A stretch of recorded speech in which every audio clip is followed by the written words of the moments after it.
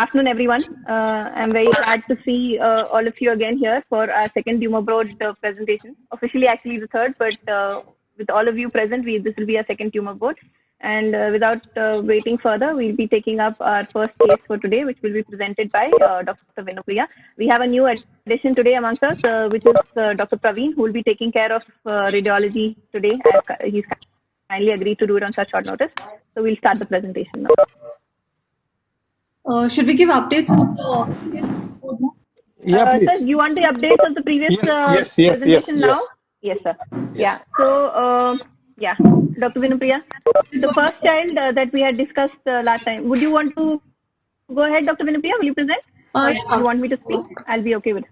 This was please go ahead. We presented during the first chemo board. It was a right Wilms tumor with IVC thrombus, who had defaulted after neoadjuvant chemotherapy for surgery. So we decided on repeat biopsy. Repeat biopsy came as triphasic Wilms tumor, and we started on a 3-drug regimen, to which child responded very well. Very well. Now, which we have the MRI, it's showing only the renal vein thrombus. The IVC thrombus is not seen. It's only compressed. So the plan is we'll be going ahead with nephrouretrectomy with lymph node dissection and the last week of this month. So we'll go with today's cases. The first and the other two which we discussed in the last tumor board, sir, the child with the bilateral Wilms tumor. Yes. He has completed his proposed 6 cycles of chemotherapy, and now he's due for reevaluation with the MRI, which he will get done, and after that we are going to be. But the clinical response in that child has been good.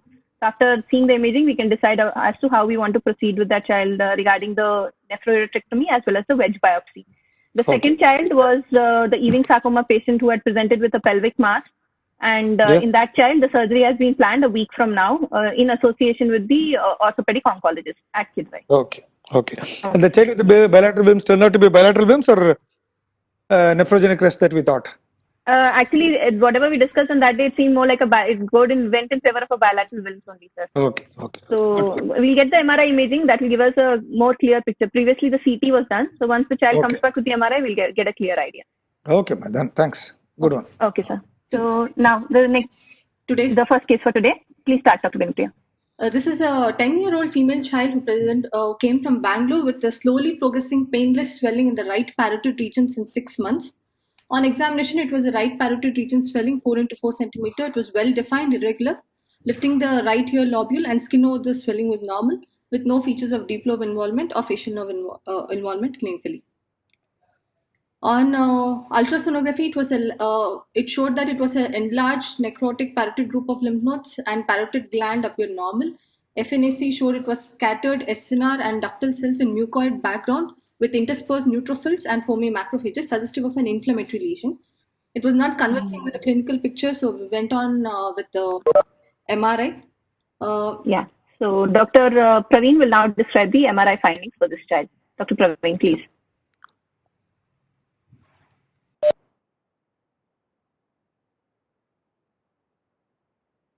Hello, Dr. Pooja. Yeah. Yes, please. Yes. Is the MRI on your screen? Yes, it is on my screen. Yeah, so this is an MRI done for this child who presented with the parotid swelling, shows a well-defined solid cystic lesion seen in the right parotid gland, predominantly in the superficial lobe. Few of the cystic components are hyperintense on both T1 and T2, and the solid component is hypo. You can see on the posterior aspect, which is hypointense. And on post contrast, you see that the solid component shows more homogeneous enhancement than the one which is there in the cystic. So considering this, where there is no enlargement of parotid gland, there is a solid cystic lesion. Our first differential would be probably a malignant lesion. And since cystic is more predominant, we would go with mucoepidermoid tumor. So that is what I would go with. The other very close differential would be pleomorphic adenoma, but considering the way the lesion is behaving, generally pleomorphic adenomas, what happens is they will always be hyperintense on both T1 and T2. You will never find a hypointense component to it. Okay. So, and another thing what we find in pleomorphic adenoma is there will always be central necrosis rather than it becoming a full necrotic. So you will never find this kind of picture in a pleomorphic adenoma. So here it's a straight cut diagnosis of mucoepidermoid carcinoma, considering this age. But I have to Okay. congratulate you, sir, because Praveen, no? Yes. Yes, sir. Yeah, because generally mucoepidermal tumor is not a common tumor. By default, Yes, sir. people generally tell about myxoepidermal tumor. In fact, in all my career, I've seen only 2 cases of mucoepidermal tumor. So it have been little hesitant. Clinically, they used to say it's a little harder than compared to a regular tumor, but it's Yes. good. Congrats. I mean, you explained it very well, sir. Thank you. Okay, thank you, Okay. sir. Dr. Praveen, another question to you. We were discussing that day out of CT and MRI, which is the preferred modality for diagnosis in parotid or the salivary gland tumors, and why? Okay, the first investigation of choice is always an ultrasound. So it will Okay. help you to differentiate between which category it belongs to. Is it an inflammatory, or is it a vascular lesion, or is it a benign lesion, or a malignant lesion? So based on that, the general rule for most of the head and neck is MRI is the best modality of choice. Yeah. Okay. CT has very less role. If only you're thinking in terms of a bony erosion, or where you are worried about whether a bone is involved or not.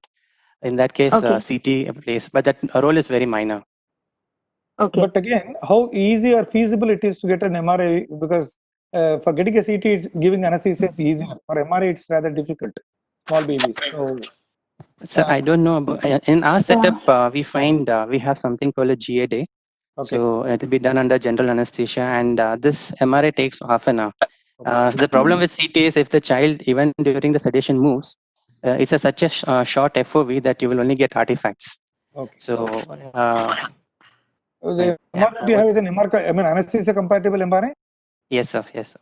Or just sedate the baby and shift it in?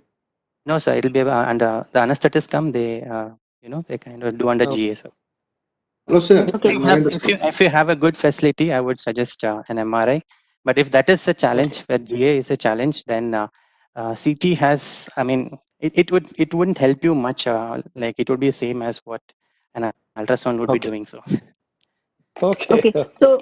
Dr. Praveen, sir. So in these images, do you have any idea, sir? This one, how closely it is to the facial nerve, the trunks of facial nerve? Exactly. Can we delineate that one in the MRI images? So generally, we don't see the branches of facial nerve in the parotid gland. So we only go, our all anatomical landmark is based on retromandibular veins.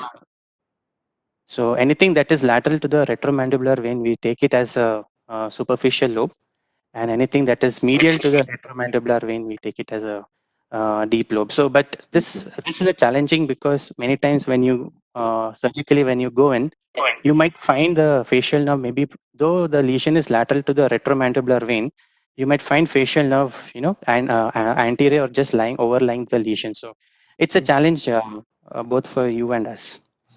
No, but in the image, will we able to see how close it is? Is that a possibility in the image, or is only operative? Sure. It is generally nerve cannot be visualized at all. He says nerve cannot be visualized, and he says that it can actually they presume the level. That's it, based on the retromandibular vein. Yes, sir. Yes. Point accepted. Now we know the limitations of what you're saying. Okay. Okay. Now my next.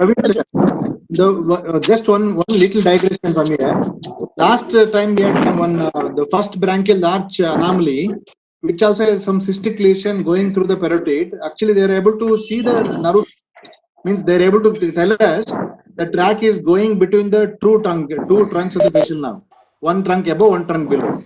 So maybe in the tumors it may be difficult, I suppose.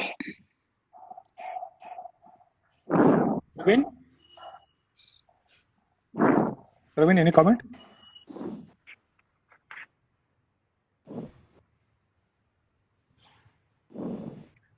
Hello. Hey, Pooja. Yeah, Pooja, carry on. I think Praveen. Hello, Pooja. If I can join in, Pooja, can you hear me? Ma'am.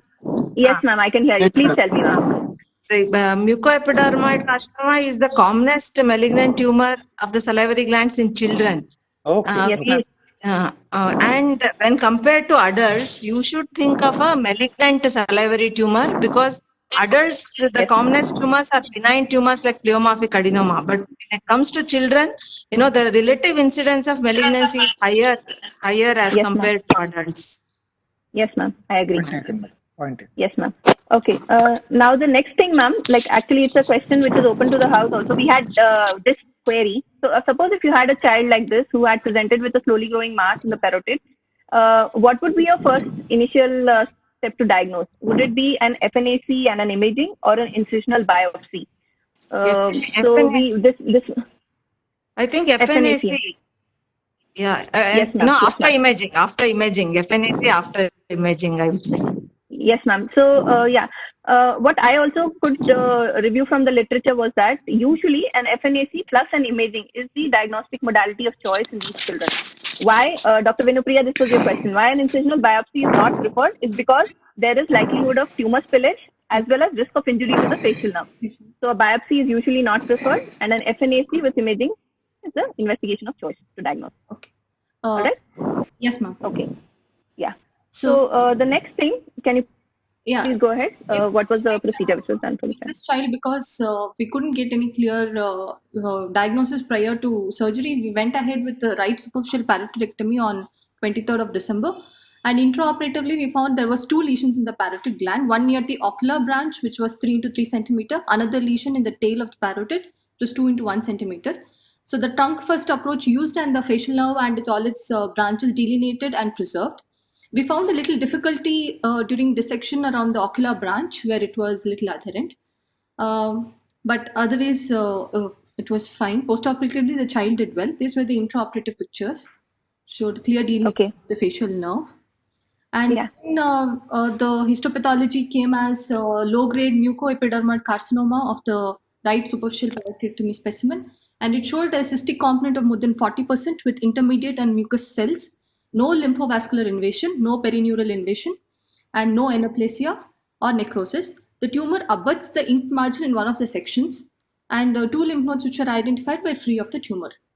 So now the final diagnosis was mucoepidermal carcinoma, low grade, with one of the margins being abutting or it's a closed margin or a positive margin.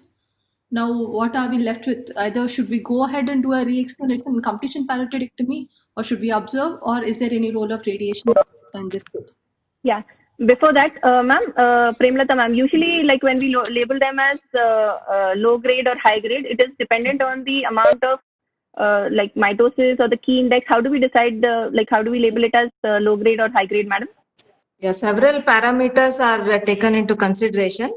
One is the cystic component. So cystic, and we give, points. So if the cystic component is less than 2%, we give 2 points. And if there is perineural invasion, we give 2 points. If there is necrosis, we give 3 points. If there is mitosis more than 4 per 10 Hypauer field, we give 3 points. If there are anaplastic features, we give 4 points.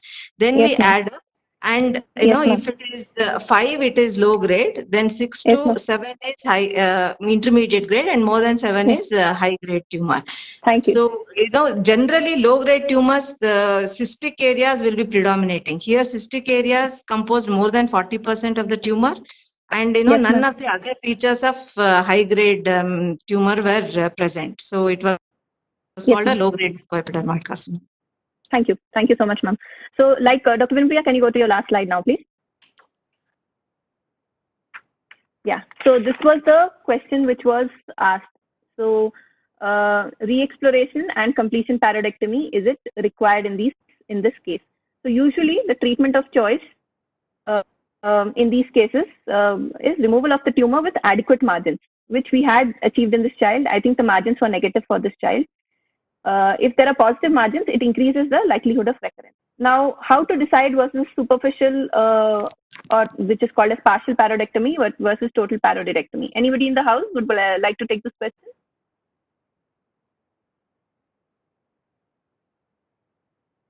So, whatever literature that I could review, what they said was whenever the tumor is lateral to the facial nerve, then usually a partial parotidectomy suffices. But if the deep lobe is involved, like if you find on intraop procedure that the deep lobe is involved, or there is positive intraparotid lymph node, then a total parotidectomy is mandated. What can also help us, ma'am, is the role of frozen section in this situation, ma'am, Premlata ma'am. So frozen section can also help us determine whether we need to go ahead and complete or do a total parotidectomy in these children. For marginal status, certainly you can send for frozen section to know whether margins are involved or not. Okay. Sir, so like on the Narendra Babu sir, I think you had operated on this child. So the tumor, sir, was it lateral to the facial nerve? Was the deep lobe involved on the intraop? No, the tumor was lateral to the facial nerve. The deep lobe is not involved. It's mainly the lateral to the facial nerve trunks. Only in the ocular branch only where it was little stuck to the ocular branch, and then we had to get a plane and separate it. So that's the only thing which is actually very, very close to the nerve, the tumor margin. And in addition, Narendra, on table, you did not think it could have been a neoplasm, right?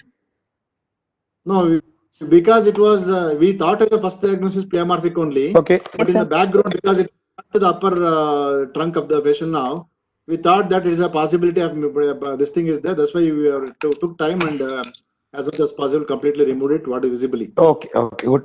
So just a small doubt was there. So still it can be done. No problem. Thank you.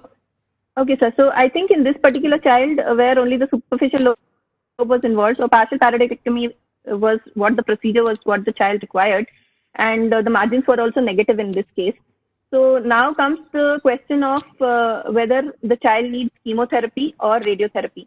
So as far as chemotherapy is concerned, sir, usually the treatment of choice in these cases is surgery, and chemotherapy is only warranted if it is a high-grade tumor. Here, because you have a low-grade tumor, so the role of chemotherapy is very limited. Tanveer sir is also here with us from the Department of Radiotherapy.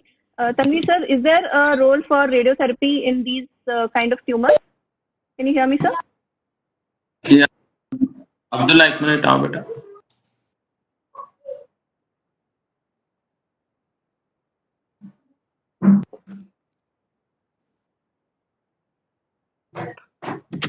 Hello. Yes, sir, I can hear you. Can you hear me? Yes, sir, I can hear you. Yeah. So, role of radiation in salivary gland tumors is usually for a high-grade tumor, and this is a low-grade tumor actually. If completely resected and margins are negative, it is just abutting, it is not infiltrating. So, for uninvolved margins, the risk of recurrence is not as high as a positive margin. So, in this setting, we would observe the patient, and then only in a recurrent setting, they will this patient would undergo a completion surgery and then advocated for adjuvant radiation. For now, I think there is no role of radiation as of now. So, if there is no role for radiation, no role for chemotherapy, as of now, I think observation with follow-up would be the best strategy for this child, sir. Is what I understand. Now, yes, sir. So I think we can finish with this case. Any other questions which are unanswered? Any of the postgraduates? Ma'am, one question, ma'am. How we decide on observation with this? There's some disturbance. 1 second.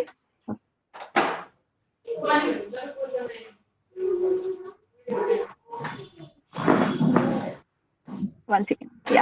Yeah. Please tell me, Dr. Vinupriya. Can everybody please mute their mics? Yeah. Can you please mute your mics, everyone? Dr.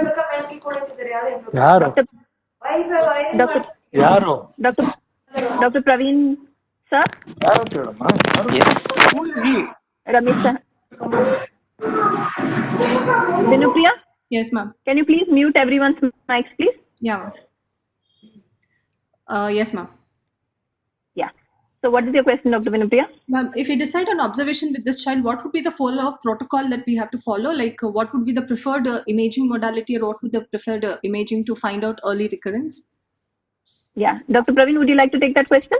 The answer is very simple. MR again is an imaging modality. But if that is a constraint, always follow up with an ultrasound. So ultrasound. Okay. So how frequently we can get it done? Like once in 3 months to begin with? Ultrasound once in 6 months should be fine since it's a low grade tumor. Okay. Once in 6 months should be fine. But if there is any doubt, then we can follow up with an MR. Sure. Okay. Fine. Sure, ma'am. Fine.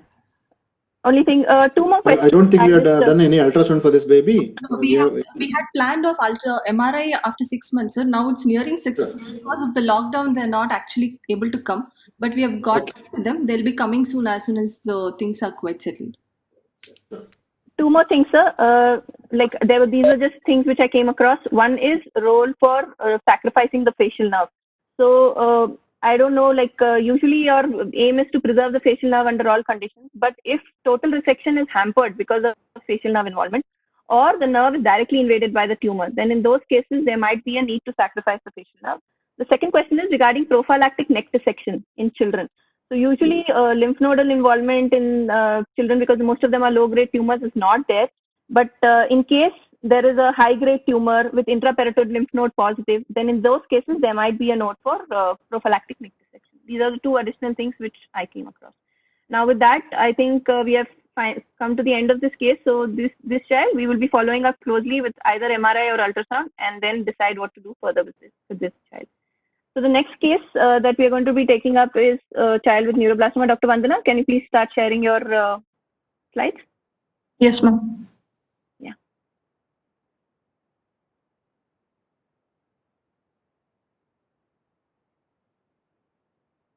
Yeah, please start. I just like to mention that we have very limited images for this child because of the lockdown. The parents were not able to come and share the images. And the PET CT images are also not available. So whatever we have, we will be going ahead with that.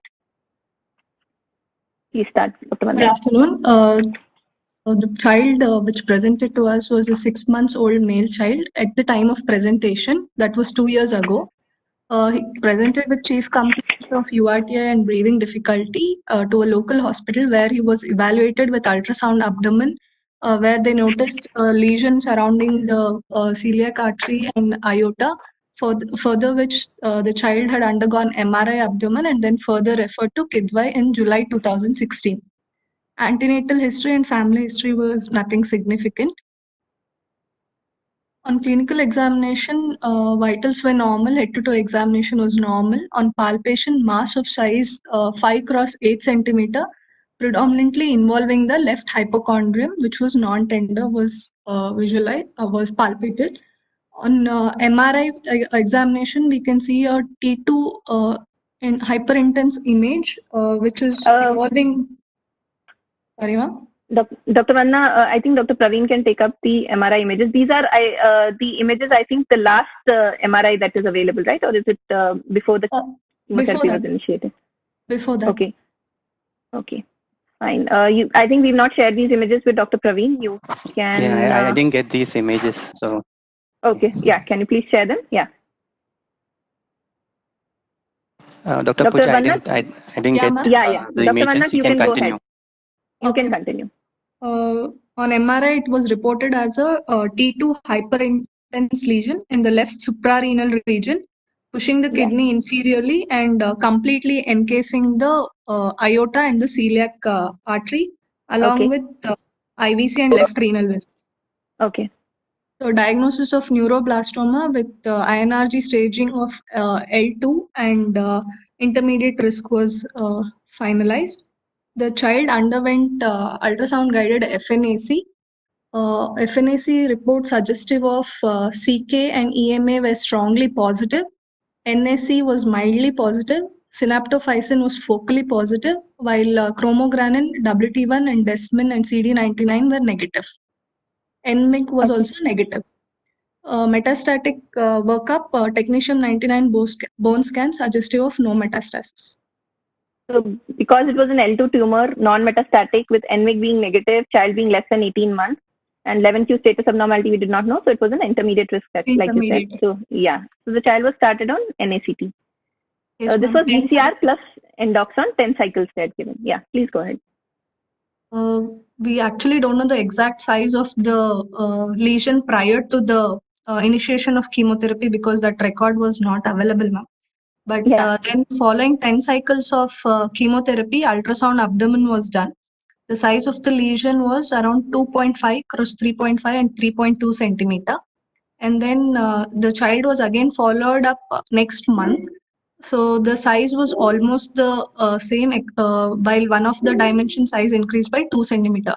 The child was referred for Indira Gandhi for feasibility of surgery, but because there was increase in size and it was encasing major vessels, they planned to go ahead with again other forms of chemotherapy. So child underwent 8 cycles of chemotherapy involving vincristine, etoposide, actinomycin D, and carboplatin.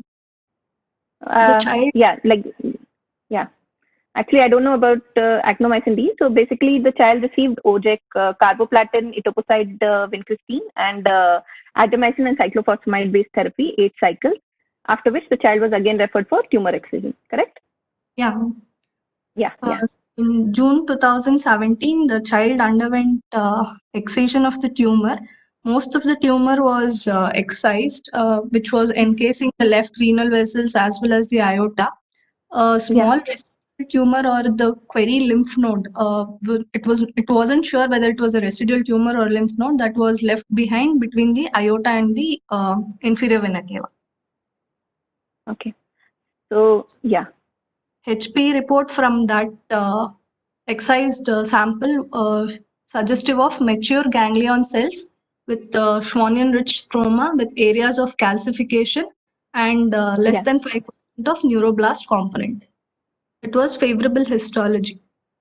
Then IHC from that sample was positive for synaptophysin and chromogranule, and it was final impression was ganglioneuroblastoma intermixed. Yeah, so what we can see is that this child has responded to chemotherapy. Although we don't have the initial complete histology for this child, what was the percentage of Schwannian stroma and what was the the percentage of mature ganglion cells, because an initial FNAC was conducted. But post chemotherapy, the tumor shows maturation and there is ganglioneuroblastoma intermixed on the histopathology specimen, which is a good finding. Okay, go ahead, Dr. Vanda. Yeah. So let me, just one second. I just need to mention something which is not there in the slide. So after this histopathology diagnosis, the child was referred for RT, but because the age was less as part of the consolidation therapy, because the age of the child was less than 3 years, RT was deferred. So it was decided to give further chemotherapy to this child. So what was given to this child is OPEC, cisplatin and the VADC based chemotherapy, like Dr. Vandana has mentioned. Go ahead, Dr. Vanda. Then 6 cycles of OPEC with VACD regimen was given. Following that, the child was reassessed in February 2018. The size of lesion had come down to 2.9 cross 1.7 centimeter lesion, but it was encasing superior mesenteric artery as well. The child underwent PET scan following that ultrasound, which showed the lesion of 2.8 cross 3 cross 4.5 centimeter at the level of T11 to L2 vertebrae, but there was no SUV enhancement. Correct. So because there was no SUV enhancement, the child was asked to come on follow-up on yearly basis, and ultrasound abdomen in 2019 showed that there is a change in the... Can I just tell you, Dr. Vanda, the course? Is that okay? Can I just continue? Yeah, I just have a fair idea about this. So the child totally till now had received 10 cycles of VCR and endoxone and 8 cycles of carboplatin and vincristine-based chemotherapy. After which the child was operated, showed ganglioneuroblastoma intermixed, was referred for RT, but RT was deferred. So we had to give 6 more cycles of OPEC and VADC. After that, the PET scan done showed that there was a lesion, but the SUV was nil. The child was again kept under observation and referred to pediatric surgery. In view of SUV being nil, the surgery was deferred. 6 months later, on ultrasound as well as on PET, there was a slight increase on the size of the lesion. This was done somewhere in September 2019, and the SUV was now 3.8 for this child. So after these findings, and because surgery was not possible, a decision was taken by the treating team to give further chemotherapy because of the increasing SUV of the lesion. So what they had planned was ifosfamide and etoposide alternating with CADO, but only 3 cycles of chemotherapy was given out of the 6 because of the lockdown and other factors and the child being sick. Only 3 cycles were given, and the last cycle was given in August 2019. Now recently, the child was referred back to us for surgical excision, and an MRI was done. Dr. Praveen, can you please describe the MRI findings, the recent ones which you've received? Actually, the MRI which I have has only pelvis, so it does not contain any abdomen images. I think it was done as an LS spine with pelvis, which looks, I mean, okay, there's nothing, but there was a CT which is there, which shows a residual lesion which is encasing the aorta almost 360 degrees, and also the inferior, and the superior mesenteric, up to the superior mesenteric artery. So there's quite an amount of residual lesion left. Okay. Or a recurrent lesion, I would say. Okay, fine. So I think from the surgical point of view, surgery is not possible again because of the encasement of the vessel. Am I right, Dr. Vandana? Yes, ma'am. We spoke to vascular surgeon as well. So yes. Because it is encasing the main celiac artery trunk as well. So it's difficult for us to go ahead with the procedure. Pooja, Gauri Shankar was the one who was handling it. I think he's online. You can ask Gauri on his thoughts on this. Yes, sir. Gauri, sir. Sir, would you like to make a comment as to, like Dr. Vandana said that surgery is not possible. So your comments on this as to what would be the difficulties that you would face while handling this case? And would an R0 section be possible, or would you attempt it? Yeah, Gauri, sir? Initially, hello, can you hear me? Yes, sir. Yes, I can hear you. When we had initially resected the tumor, the residual lesion that was not visible on the previous CT scan, previous MRI that was done. So we had yes, sir. We had separated from the renal vessels and the celiac plexus vessels going into the gastric and the other vessels, and we thought it was a complete dissection of the tumor.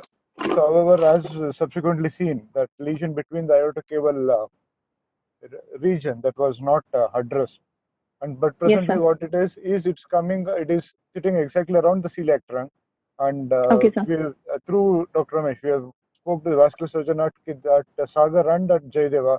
They are not keen at operating on this age group because the vessels are small. They should be able to do either to put a graft in that region, resecting it, or they should be doing a aortic anastomosis, which they say is not feasible at this age group considering the caliber of the vessel. So they say the inability to go and access that region, and that could have a disastrous consequence of if they were to devascularize that whole area. So that's the reason we have not been able to proceed, and we are just as of now observing and waiting for just to see how the tumor develops. Yes. Just to add a few things, Pooja. See, basically, unfortunately for this baby, the tumor is anterior to the aorta, and basically the celiac plexus and the superior mesenteric and everything seems to be embedded within the mass. So it is not fit enough for one dissection is going to be impossible, and even in case there is any puncture or wound, we are going to lose it because it's difficult to get a proximal and distal control. And in case there's a celiac vessels or the superior mesenteric gets damaged, I mean it's a bowel infection, it is going to be a disaster. So it's better to have a live problem than a dead certainty. So in fact, a couple of times that we attempted heroic surgery earlier, we had so much difficulty that we scarcely scraped through. It is difficult. Okay, that's one. Number two, my question, Gauri, was first time when you operated, I don't know the details. So do you think it's a recurrence in the same area, or is it a residual lesion which is increased, or it's a different lesion which has come into a different place? Gauri? This doesn't look like a residual lesion because me and Vinay are there. I actually have the images. I mean, sorry, I couldn't. This was doesn't matter because from what you remember, what you resected first time was almost complete. I can put it up in the next tumor board. We identify all the branches going through it except for one vessel, which we didn't find any. Like either it was not the renal. We had dissected off the renal vein, the adrenal vessels, and all the vessels going through it. We had isolated it, all the main vessels. And we had done a complete excision of that. Exactly. So we didn't realize we didn't see any residual in the aortic cable region or nearby. So the lymph nodes were not positive at the time.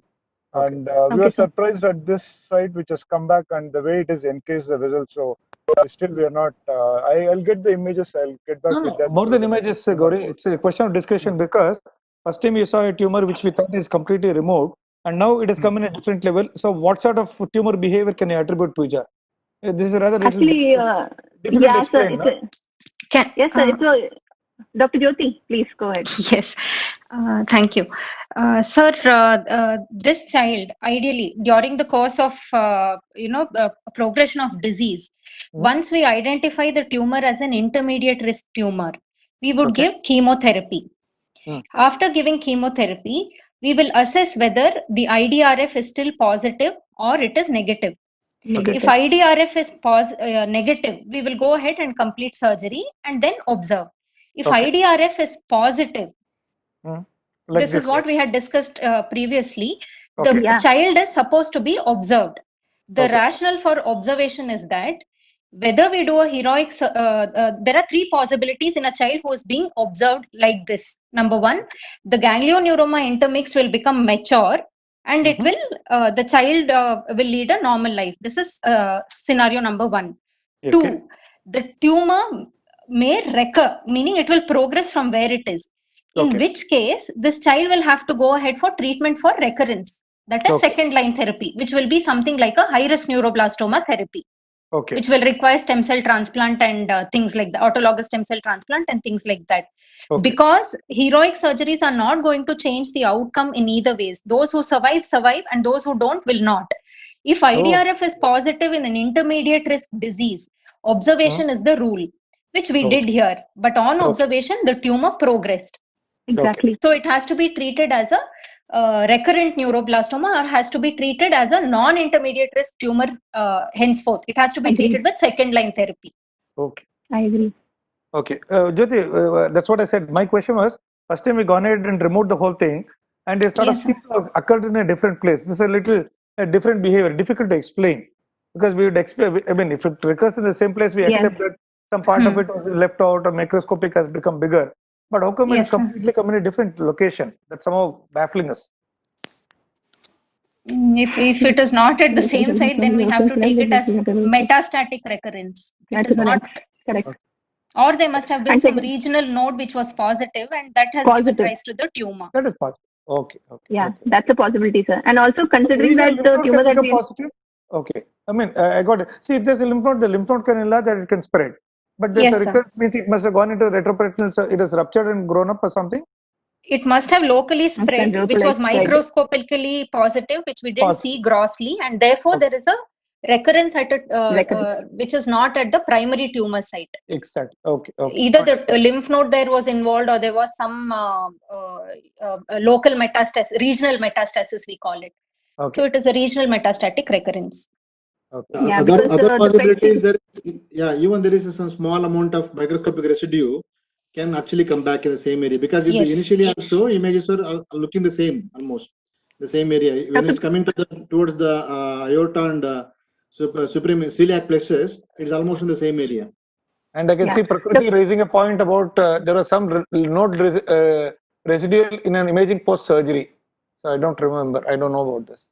Can anyone? Dr. Naveen, can you just comment on the site? Like initially it was a left adrenal neuroblastoma to begin with. So the site of the lesion, like now, would you say that it's the same site or it is like different than what it had arisen previously? It obviously looks at a different site. Okay. But as it was being discussed earlier, that generally the microscopic metastasis is generally what we miss out both during imaging as well as during surgery. So this looks more like a microscopic metastasis. But only thing is, like after surgery, we had a ganglioneuroblastoma intermix, which was less than 5% neuroblastoma component, was endemic to begin with. So, like sir said, this behavior is difficult to explain with what we've seen. So now, Pooja, once again, I'm putting a little devil's advocate. See, we got the complete histopathology of the primary lesion, which was resected first time by Gauri, adrenal one. Yes, sir. Now you got a second lesion, which is which we are not too sure if the same recurrence, whatever we were discussing. But we don't have any biopsy of this. So is there a role for biopsy in this to see is it the same or different? Yes, sir. I think that would be the intermediate. It may be higher risk. We don't know. I want to know if it can be biopsied, Gauri sir. Can it be biopsied, sir? Biopsy, I think the biopsy can be done. It should be possible. Definitely, it should be possible. Okay, sir. To go ahead and plan for next management. Yes, biopsy can be done. Definitely. Yeah, because Okay, sir. if biopsy says it's a mature type, I think we are more confident in waiting. Ramesh, Exactly, Ramesh, sir, I have one point to make, sir. Please. This diagnosis of ganglioneuroblastoma intermixed is a post-chemotherapy specimen. Okay. Specimen. It may have not had, it may not have been neuroblastoma intermixed to begin with. Correct. So it may not be a favorable histology tumor. It is just that due to chemotherapy, the there has been differentiation and the tumor has matured. Okay. It is an effect of chemotherapy. If it was a ganglioneuroblastoma intermixed to begin with, its behavior would not have been so bad. Okay. This must have been it must have been something else. It must have been ganglioneuroblastoma nodular, or must have been a neuroblastoma which due to chemotherapy has undergone some changes and therefore is currently labeled as ganglioneuroblastoma intermixed. Okay. Something which is intermixed upfront will not behave so badly. It behaves in a more benign fashion. Yeah, Okay, point I agree. Do you think there's a role for a biopsy again now of this lesion or not? It has behaved badly. So now even if we get a ganglioneuroblastoma intermixed, I mean, it will not be a ganglioneuroblastoma intermixer. It will be an unfavorable histology and has to be treated as high risk, irrespective of what the histology says, as long as it belongs to the family of neuroblastoma. Okay. Will that be the consensus that there is not much role for a biopsy? I mean, I want a pathologist to say. Ma'am, meeting might end in 1 or 2 minutes, so we'll rejoin. We'll rejoin. Ma'am, Dr. Premlata, Dr. Malti, ma'am, or Dr. Ashmi, ma'am, can you just take this question? Initially, we had done an FNAC in this child. So, an FNAC, usually, I don't think we can comment on the Schwannian stroma present, and is it possible, ma'am, to give a clear-cut differential as to whether it's favorable or unfavorable histology on FNAC? And now, if we were to repeat the biopsy in this child, would it contribute much to the management of the child? Hello? Yes, ma'am. Yeah, FNHA may not help you much in this stage because even in the initially also, FNHA is done to make a diagnosis whether it's a neuroblastoma or what it is. Okay. Yes, ma'am. So initially you have made a diagnosis of neuroblastoma, that's fine. But in the recurrent lesion, as you said, it is a post-treatment. If you get a ganglioneuroblastoma component in the biopsy, that again you can relate it to the post-treatment. But in case if you have an immature component or poorly differentiated, only that may help you to say that yes, this is still a recurrent lesion of the primary. So we should do the biopsy, ma'am? I feel it is better to do a biopsy. Even I feel that the biopsy might help because it would. Yes, ma'am. If the diagnosis and biopsy doesn't change management, then what is the point? That is also there. Yeah. It is not going to change management. Now, if the biopsy, we do the biopsy and we get an undifferentiated component, we have given 3 cycles of chemotherapy, ma'am. That is second-line therapy. We at least should be, planning for second-line therapy for this child if it's showing a grossly undifferentiated component. We're not going to be going ahead with as Prema said, there is a point also which I didn't think. Rejoined. Yes, ma'am. Please tell me. Pooja, another thing I wanted to know is, can't PET CT help in this by the SUV value? Whether, Ma'am, actually, this child has undergone a PET twice. The first time the PET had shown, that was after around 8 cycles of proper 3 weekly chemotherapy, it had shown a nil SUV. And the child was kept under observation. But the lesion showed an increase in size and the PET was repeated, which showed a SUV of 3.8. This was somewhere in September 2019, which was obviously showing that there was some increase in activity compared to the previous PET. And that is when, because surgery was also not possible, they decided to go ahead with chemotherapy in this child. So I think, considering the duration now that it has been done in September, we can consider a PET. But I don't know, ma'am, whether it can, it can really, if the SUV remains the same, then we are stuck at the same place. But if it is increasing, definitely it indicates that there's a recurrence. Okay. See, for example, if you do a biopsy, and I think the 2 possibilities on biopsies will be either a neuroblastoma poorly differentiated or a ganglioneuroblastoma. Yes, so, ma'am. In either case, no, ma'am. No, it will not. Whether it is ganglioneuroblastoma or neuroblastoma, it has to be treated as a high-risk neuroblastoma, which is a recurrent tumor. It can definitely not be intermixed variety. Hello, Pooja, can Yes, I join? ma'am. Yes, ma'am. Yes, ma'am, please. Dr. Devi here. Yes, ma'am. We received this specimen, we received in 3 pieces. Yes, ma'am. Whatever labeled as main tumor, the margin was positive. Yes, ma'am. And we had an obvious ganglionic differentiation. At that Okay. stage, post chemo, it was looking more like a intermixed type of ganglioneuroblastoma with Yes, margin ma'am. positive. Yes, ma'am. The margins were positive is what you're saying. Yeah, margins were positive. Okay. Okay, ma'am. So I think would the house agree that it would be prudent first to get a PET or first to get a biopsy for this child? What would be the consensus? It's been 6-7 months, sir. I think we can consider a PET in this child. I agree. I thought PET will be better because even getting a biopsy is not that easy because this is surrounding the celiac vessels. Image guided biopsy is going to be difficult. Laparotomy or laparoscopic biopsy is going to overkill. So between the considering the risk, I think PET scan will be better off. So we get a PET, sir. There can be 2 situations. Either there can be an increasing SUV or a stable or decreasing SUV. So if there's an increasing SUV, we are definitely sure that something is happening and that there's a likely recurrent lesion. Then we go ahead and prove a histopathological diagnosis. Yeah. If the SUV is low or is the same, okay. Then like there's a recurrent lesion, considering the fact that previously sir had almost removed the entire tumor, we will still consider that as a recurrent lesion and treat it the same way. Fair enough. I think that is. If everybody agrees, I think that will be the best option. I will agree with that. Yeah. I think Pooja, yes. Ultimately, whether you do PET CT or don't do PET CT, we'll have to give the chemotherapy. The tumor is growing up, and then it's last PET CT also showed some increase in SUV values. Yeah. PET may only help us to determine the metastatic status now. Exactly. Sir. Exactly. True. Whether it is a localized disease or metastatic disease, that is something PET will help us pick up. But yes, Prakriti. Irrespective of what the disease status is currently, the child has been free of any chemo for the past, like August was his last chemotherapy. Almost a year. He had a lot of cough and some other symptoms, and we couldn't give him chemo at all. And he's already received like huge doses of cumulative. Yeah, huge doses of chemo. At all, if he's planned for a stem cell transplant, only then there is a point in giving him anything, or else it will be just oral metronomic would be the best thing for this child. Even if PET shows that there is a disease or So intention of chemotherapy has to be determined before we decide what second line we give. But in either case, it is going to be either second line or palliative. Palliative. Okay, fair enough. So will they be willing to get a second PET? We can discuss with them. And then prognosticate and decide the modality of chemotherapy.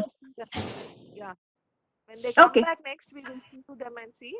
And if they are interested in getting anything done, then we'll see. Depending on what they want to do, we'll go further. No, Prakriti, I've spoken to the parents myself.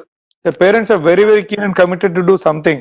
But they were insisting on a surgery, and we were not keen to do surgery because Gauri did involve me because he thought it was too difficult. And I agreed with him, and I also got a vascular surgical opinion to see if it can be done.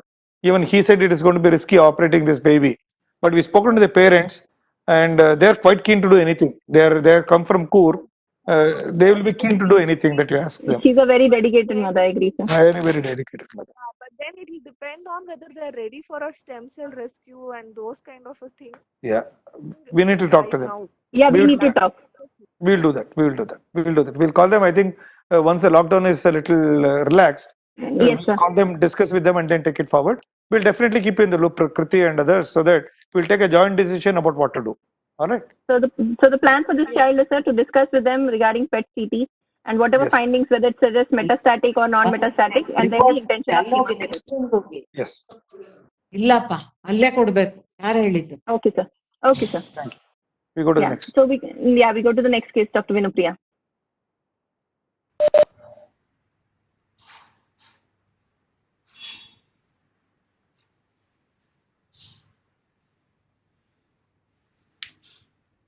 Okay, this is a 1.5-year-old boy from West Bengal who presented with mass per abdomen since 1 month, which was kind of rapidly progressing mass. On examination, there was a mass per abdomen occupying the entire abdomen, extending from the xiphi sternum to the pelvis and laterally extending to both lumbar regions with flanks full, firm and non-tender. Ultrasonography showed it's a large heterogeneous solid mass lesion of size 15 into 10 centimeters noted in the abdominopelvic region, showing a few cystic areas. Bilateral kidneys were seen separately. And then would go on to CT abdomen. Dr. Praveen, can you please describe the pre-chemotherapy CT abdomen?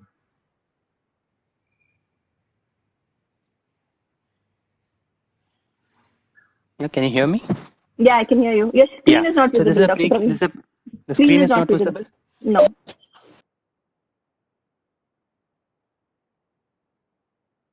No? Yeah, now it's visible, Dr. Praveen. Okay. So this is the pre-chemo CT scan which was done, which really confirms what the ultrasound finding had suggested. So there's a large abdominal pelvic mass lesion which is predominantly solid. You can see the solid a little more in these areas with few cystic areas. This extends almost from the just inferior to the renal hilums and going inferiorly into the pelvis. So on post contrast, you see the solid components just showing relatively homogeneous enhancement with non-enhancing components suggestive of necrosis. So when we look at the where the center of the mass is, it's probably somewhere in the retroperitoneum. So when we look at a lesion, which is a retroperitoneal lesion in an age group of 1, so we have only very few differentials. One, the most common is non-Hodgkin's lymphoma. The second is a sarcoma. Since it's a 1-year-old child, whenever we think of a sarcoma, rhabdomyosarcoma should be the first thing, though it's a very rare thing. So these two will be the most common differential, and yes, very rarely also can be malignant germ cell tumors. So I think what favors rhabdomyosarcoma here is generally when we look at the rhabdomyosarcoma, it will only abut the vessels.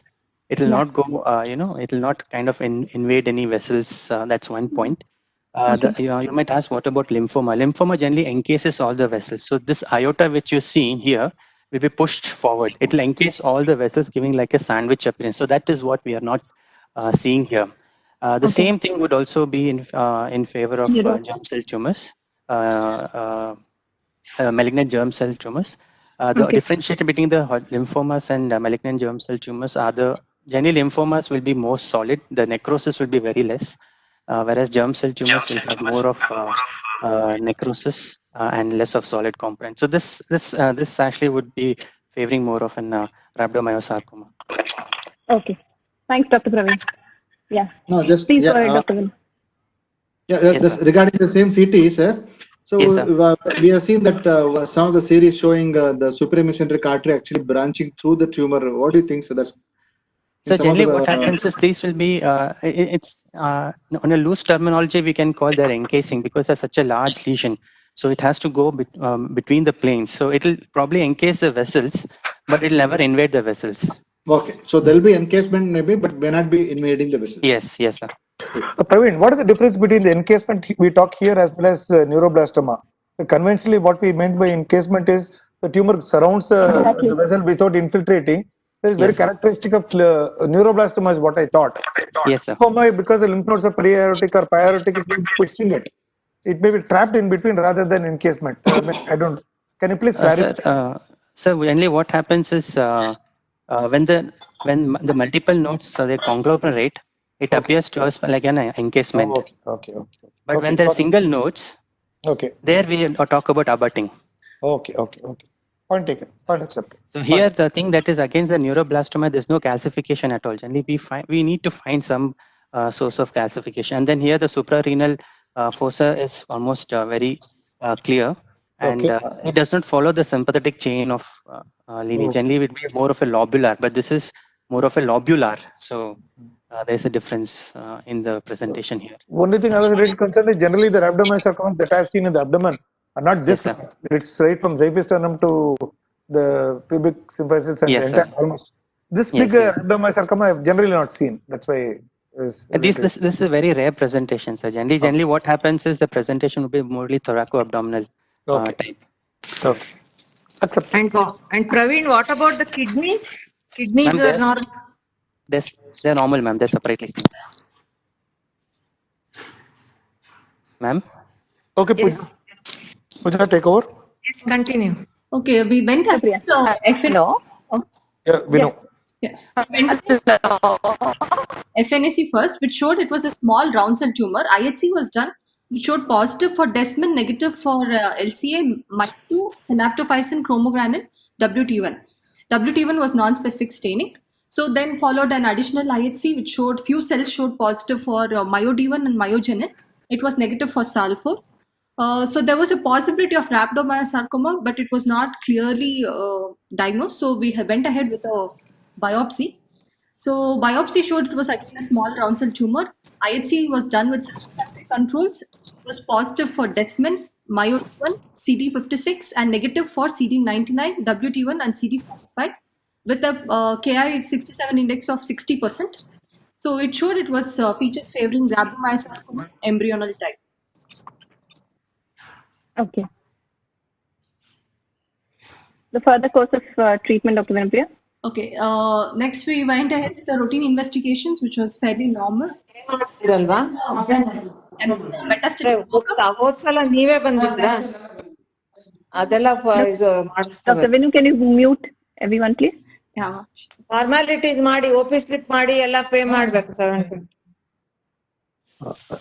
Dr. Premalata, madam, I think, can you just mute your mic, please? Yeah, ma'am. Thank you, madam. I appreciate it. The went ahead with the metastatic workup, which showed the CCT was normal. There was no enhancing discrete nodules in the lung fields. Bone scan was normal, and bone marrow aspiration showed there was no marrow involvement. So next we go ahead with the staging and risk stratification. It is an unfavorable site with the TNM staging of T2B and X because we don't know it's a part of the tumor or lymph nodes. And metastatic workup was negative. And children oncology group stage 3. So it was rhabdomyosarcoma intermediate risk group. So as per the protocol, we started on the neoadjuvant chemotherapies comprising of vincristine, cyclophosphamide, and actinomycin D regimen. Now the child has completed 10 weeks of chemotherapy. Now we go with the response. Initial ultrasonography, which was done in between these cycles, showed there was no much improvement. And this is the recent CT.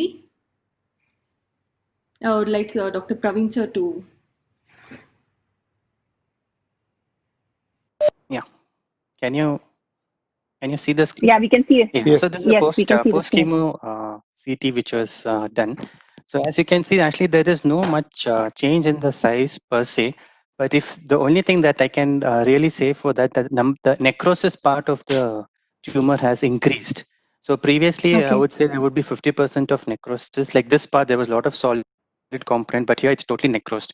So I would be quite interested, rather than saying a stable disease, I mean, revised RECIST criteria, probably it could be a partial response. Partial response. Okay, Dr. Praveen. Fine. So, sir, now the question is local control. What are we going to do for this child? So we had referred the child for surgery. That was our intention. So, sir, I don't know. I think Gauri sir, Navin Babu sir, I know who's handling this case. Babu. Babu. Yeah, okay. Actually, the case. Yeah, tell me, Babu. So I think since except at the level of the celiac supramesenteric area, the rest of the tumor actually is easy to remove it, and this is coming the inframesenteric. We are not able to see clearly inframesenteric, but supramesenteric definitely some of the part of the tumor is abutting or partly encasing. So the idea is that since its response is very partial, the local control surgery has to be done. So I think we should be able to get some or at least R1 or R2 resection possible. The question is whether if it is R1, what will be the medical implications? If it is R2, what will be the implications for the further treatment? Yeah, in short, R0 is not possible. R0 is not possible. I don't think it will be not possible. I understand. I'm just clarifying that's all. I accept it completely. So, Pooja, if what I think from here, the mass is too large, partially responded. Yes, by giving an R1 or R2, which is, I mean, what are the differences and is it really required, or what would you prefer? R1 or R2 will not make any difference, sir. Difference, yeah. If surgery is done before RT, it has to be R0. If that is not feasible, just give RT and continue with chemotherapy. Tanvi, sir, your opinion regarding RT in this child? Yeah, if there is a residual disease post-surgical, then RT is an indication. We would. What is the age now after this chemo? 1.5 years. So I think he must be around 1 year, 9 months. Okay. Yes, ma'am. Yes, sir. So we because sir is saying R1, R2 is possible, sir. So we're looking at definitive RT. Yeah. Would that be a possibility in this child? Yeah, that is it. Like in actual sense, in a pediatric age group, irradiation of children below 3 years is always the risky job. But still, we have to take this challenge with newer technology now, which is available. Okay, For a curative treatment to achieve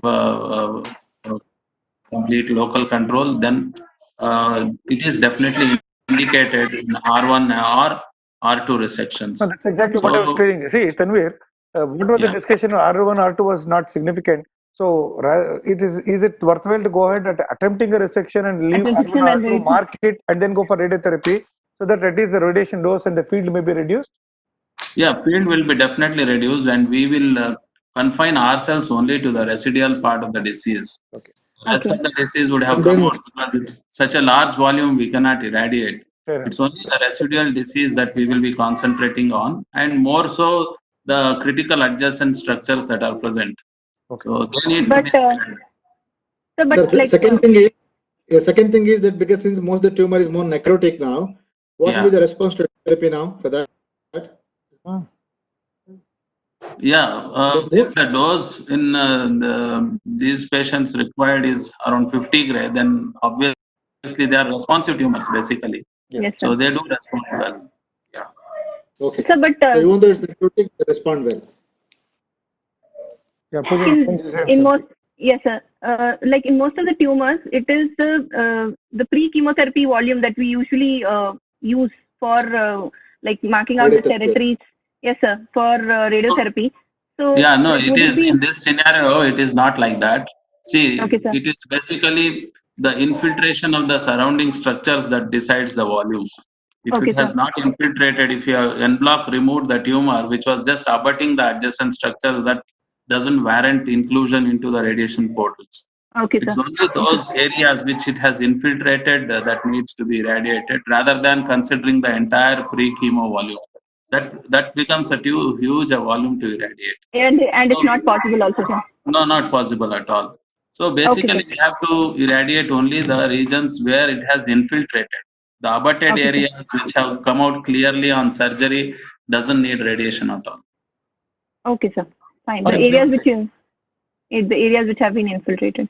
And it would be appreciated, like if the surgeon would keep the surgical clips of the areas of infiltration where it needed dissection. It helps us in guiding our radiotherapy portals. Lovely. That can be done, sir. Yeah. Definitely, sir. Definitely. Yeah, I think Pooja, I think the decision is fairly clear to attempt a resection. As much as possible, try to go. R0 is not possible. At least to get into R1, if not R2, and mark all the residual masses and remove all the mass as much as only possible. The infiltrating areas. Yes. Only the infiltrating area where the residual is there. That is the one. Yes. Okay. Yeah.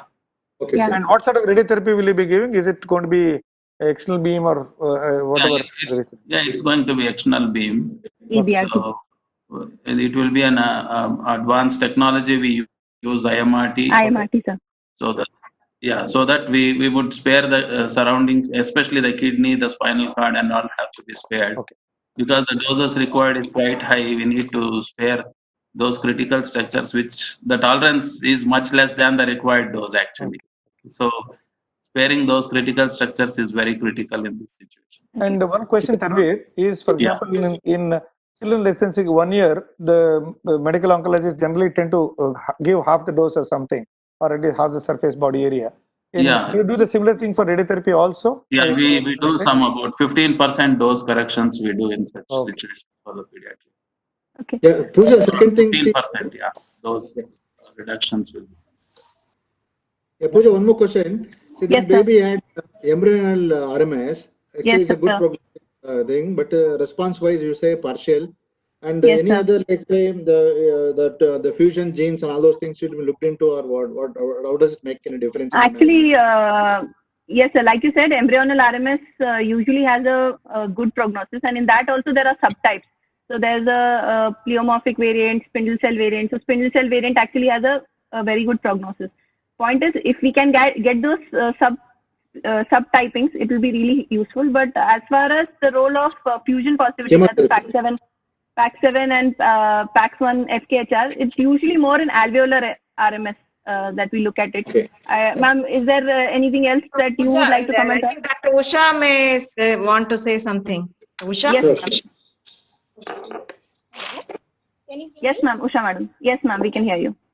See, this was a very tiny biopsy which was exclusively composed of round cells. Yes, ma'am. Okay, and it was in sheets. There is Yes, no ma'am. pattern, like as you said, there is no spindle cell pattern or an alveolar pattern, Okay. right?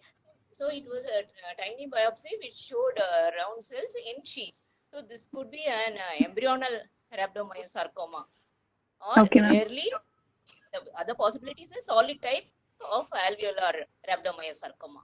Ma'am, I just have one question. Like usually when conventional teaching, when the teachers is like small round cell tumor, the differentials are usually alveolar RMS. They don't keep embryonal RMS.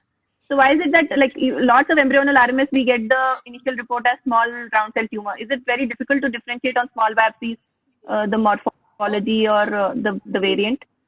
Yeah, let me tell you. All primitive tumors are all round cell in morphology. Here, Okay. in this, you will see varying degrees of differentiation along the skeletal muscle lines. So, Okay, ma'am. So to it is a primitive round, it's a round cell. Then it goes differentiation where it acquires more cytoplasm, shape Yes, ma'am. change, and so differentiating skeletal muscle cells also will be there. So you will Okay, have ma'am. a mixture of cells. So Okay. it is. So you will have round cells, and it's a tiny biopsy, and you Okay. might have a lesion which is showing a round cell morphology. Okay, ma'am. So in this way, it may have showed a differentiating rhabdomyoblast. Okay, ma'am. See, round cell morphology is more commonly seen in alveolar rhabdomyosarcoma, but it doesn't rule out a embryonal rhabdomyosarcoma. Okay, ma'am. That's what I wanted to know. Yeah. Dr. Pooja. Yes, sir. Rhabdomyosarcoma is the most common in children and adults. Yes, ma'am. Yes, ma'am. Agree. But in either case, it would be intermediate risk, whether Yeah, it will embryonal be. or alveolar. Yeah, it will be intermediate. Dr. Pooja? Yeah, Dr. Nutan, please. Waiting for your comments. Yeah, Please yeah. come. Nutan. So, having said that, I think now pertaining to rhabdomyosarcoma, now the world has actually moved from the nomenclatures of embryonal and alveolar to actually into fusion positive and fusion negative. And fusion negative RMS, correct. So in the recent protocols, that is what actually deciding our current risk stratification and also the prognosis. Because like we know, mostly fusion status positive we get in alveolar, but fusion status negative also negative in alveolar, which actually proved to do very good progress and proved to do very well even compared to embryonal RMS. Exactly. So I think recently we started in our institute also to find the fusion status. I think it's always better to get the fusion status for all the RMS and biopsy samples. Apart from the histology also. Yeah, we have started the break apart fish for alveolar rhabdomyosarcoma. But this case I really don't know because the biopsy is so small, we may not be able to prove it. Ma'am, so probably it would be a good exercise what Dr. Nutan is saying to do the fusion negativity or like fusion positivity in all the RMS because like you said, we are doing that. But in this particular case, I don't know whether it will be possible. Yeah, Dr. Pooja, I have a point to make. Though the molecular analysis is only helpful in prognostication, it will not alter the risk stratification and treatment plan. Yeah. Currently, the molecular analysis fusion status is not known to be guiding us in therapy. It is not used for risk stratification. We Yeah, will still use histology for risk stratification. Yeah, risk stratification and therapy, I agree, is not based on the fusion status. Fusion Dr. Nutan, status. is there any new developments which have come which have incorporated the fusion status into the risk stratification? Like, because you are updating your protocol, so I'm asking. Hello? Yeah, Dr. Nutan, please. Because see, whatever me and Jyoti last, learned from you is that fusion, like we were not incorporating fusion status into the risk stratification. It's basically dependent on the histology, the metastatic status of the disease, the staging of the disease. So why, like you said, it's moving away from that to fusion positivity. Any specific reason why you mentioned that? Because the COG, the latest protocol, which is actually looking into the molecule, the latest the COG protocol, actually they're looking into this thing only, whether the molecular RNA rearrangement has any bearing. So definitely the results are are yet to be out. But I think it will I agree with Jyoti that it does not change the decision of the treatment as of now. But once the results are out, maybe it would be included as one of the part of the stratification. So maybe we should start looking at it now. Looking at it. There are articles which talk about risk stratification based on the fusion status. In fact, some of the articles some of them are there, but I don't think, as you told, is going to make a difference. No. In the That's what, like whatever ARST COG protocols we are following as of now, they do not incorporate. But like Nutan said, the trial is still in place, and very soon we'll get the results as to whether it is a significant contributor to the risk stratification and to the management strategy. Yeah. So, that's a. Yeah, tell me. Pooja, go ahead. That's an excellent point, sir. I think we should be doing this for all our patients from now on. Yeah. And I think we ourselves can, we get so many RMS patients, we can sort of bring out what our findings are and regarding the prognosis and treatment. Fair enough. All I suggest is, like you said, you start collecting data for all, do it for all, and then finally we can always sit and correlate what is our experience, and we can go ahead. Even that may not be of importance right now, but down the line, something will start picking up. Yes, sir. Pooja, I think you're doing fantastic. Yeah, anything more? There's a summary of the cases that we discussed for the treating also, because Nutan and Prakriti are both here. Hello. Yes, ma'am. Yes, ma'am. Hello. Pooja, I would like to add, this is your second case that's such a huge abdominal RMS. Yes, ma'am. Do you remember that last year we had one case, Vaishnavi? Yes, ma'am. Vaishnavi, yes, ma'am. Similarly, we did an FNA and cell block RMS, but she didn't respond. You did a biopsy, it turned out, then you did an excision of the whole mass after chemo, remember? And it came back. Yes, ma'am. And it came back.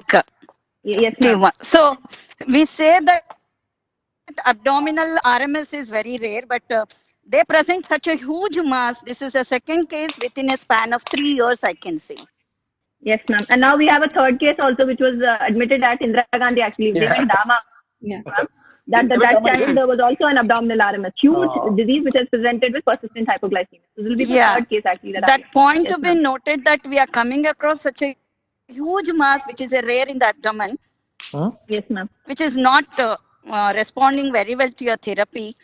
And this is this point I wanted to bring it to your notice. Thank you. Yes, ma'am. Definitely. Okay. Yeah. Sir, please. Yes, sir. I don't know. That's okay. Just there are a lot of people there, like senior people like Ramchandra sir. Nutan also was about to ask, and a lot of other people. Take their opinions about anything before you summarizing, and then you can summarize before you point. Yes, sir. Yes, sir. Please, sir. I'm sorry, sir. I think I see a lot of senior people there. I mean, they must be also having something to add. It will be worthwhile. That's why. Ramchandra sir and. No, Ramesh, I will never shy from giving my opinion. So if I'm quiet, it means that I'm being quiet out of not as Mark Twain said, you should keep quiet when you don't know anything. You're too modest, sir. You're too modest, sir. Yeah, you're modest. Prakriti and anybody, and then we can just wind up. And the rest of the people, I don't know many of them. So if you think there's anybody else you think you can contribute to the discussion, take it, and then we can wind up. I mean, after summarizing, of course. Yeah, please. Anybody else who would like to make a comment on any of the cases or any concerns?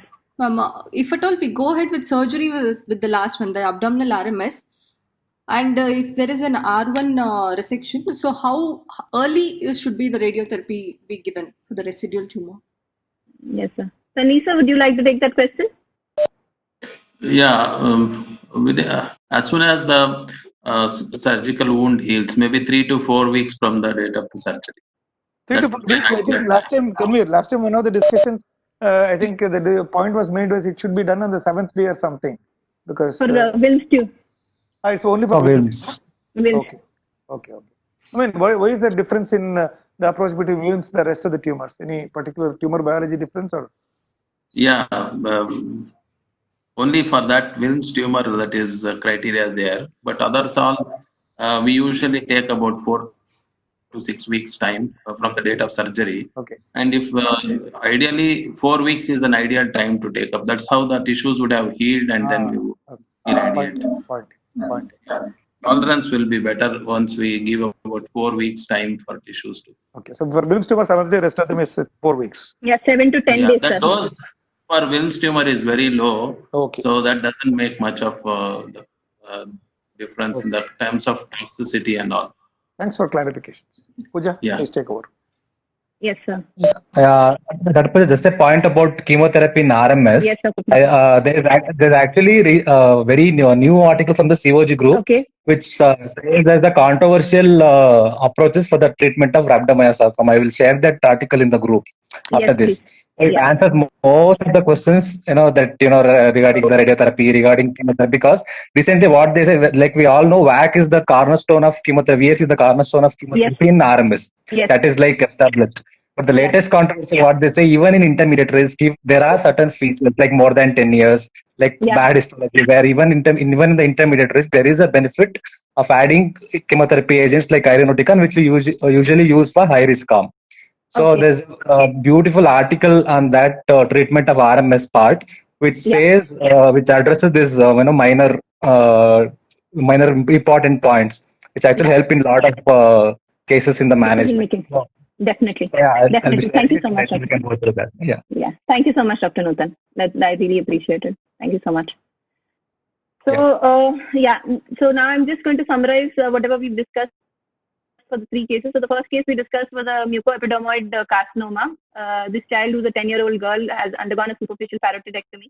So whatever literature we reviewed, because she did not have any intraparotid lymph nodes and the margins are negative, so we are going to only observe this child, preferably with an MRI, after 6 months of her initial surgery. The second case that we discussed was this child who has a recurrent neuroblastoma now. So the plan for this child again is to do a PET CT, predominantly to look for metastatic disease. If it is showing metastatic disease, then of course we have to decide whether regarding stem cell rescue or palliative therapy. And if it is only localized disease, again discuss with the family as to what, because the management more or less is going to be the decision between stem cell rescue and palliative chemotherapy. The third child that we discussed, this child with rhabdomyosarcoma, so we've taken it as a partial response. We are going to go ahead with surgery and try to attempt at least an R1 resection, following which we will be giving radiotherapy to invade it. So this is the plan for the 3 children that we've discussed, and in the next tumor board, we'll update you as to what has happened with these other 3. Dr. Pooja, one more point I just wanted to add, like, yes, sir. Going for a full-fledged therapy with stem cell rescue, and then again a second look surgery in that neuroblastoma, then if there is a residual disease in such situation, then radiotherapy answer will. Yeah, definitely, sir. Definitely. Yeah. I'm sorry, I missed it. Tanvi, can you please repeat? I missed the point. Pardon. Yeah, if they're going ahead with a definitive curative treatment, with stem cell rescue and then second look surgery to remove the residual tumor. Post surgical, if there is a residual tumor again, then there is a role of radiation. Fantastic. Thank you. Thank you. We will keep this in mind. Thank you. Okay. Again, I would like to thank all of my seniors, my colleagues, and the postgraduates, especially Dr. Vinupriya. I don't think this tumor board was even possible without her. So I really appreciate your efforts, Dr. Vinupriya, in organizing everything, especially during this time of lockdown. And Dr. Praveen, you're an excellent addition to our team. I really thank you for putting this effort on such short notice. And all of my seniors, once again, I thank all of you, and I will keep you updated regarding the next tumor board. Thank you very much. Before you wind up, 2 things I have to tell. One, hats off to you for your persistent perseverance, holding people together, keeping crisp. I mean, it's a tough balancing act. Okay. and especially so many seniors and so many people, so much level of ignorance like me. It's difficult to keep us all together. No, it's okay. I'm just joking. No, you have done a fantastic job, and so hats off to you. And the second most important thing is I'm impressed with the number of participants from Kidwai. I sincerely and wholeheartedly thank all of them, irrespective of the seniority. They have always come and made the point to contribute. I agree. Really appreciate them. I thank We've been you, wanting sir. this for a long time. Well done, thank Pooja. you, sir. Thank you. Thank you so much. Thank you. Actually, thank you, Pooja. Thanks, yeah, thanks.